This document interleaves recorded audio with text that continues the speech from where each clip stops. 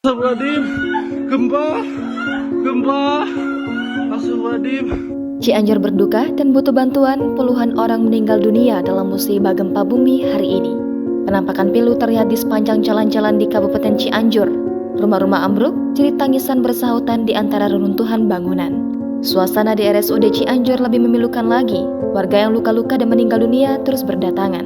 Halaman rumah sakit penuh sesak dengan pasien, tenaga medis tampak kewalahan memberikan penanganan. Siang tadi, tanah Cianjur diguncang gempa dengan magnitudo 5,6. Warga Cianjur butuh uluran tangan bantuan. Gubernur Jawa Barat, Ridwan Kamil mendapatkan informasi dari Bupati Cianjur. Sampai pukul 16.00 terdapat 46 korban jiwa dan 700 orang luka-luka. Ridwan Kamil dan tim BPBD Jabar langsung menuju ke Cianjur untuk membantu koordinasi dan bantuan logistik bagi para korban bencana.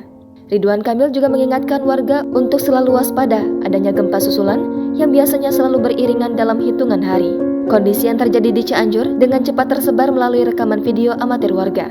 Terdapat video beredar kondisi setelah gempa yang terjadi di Kampung Munjul, Desa Gasol, Cianjur. Dalam video tersebut terlihat sejumlah bangunan yang ambruk akibat gempa bumi.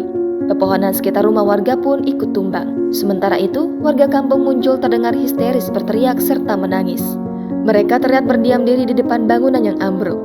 Terekam pula sejumlah ibu-ibu yang berteriak menangis meminta pertolongan.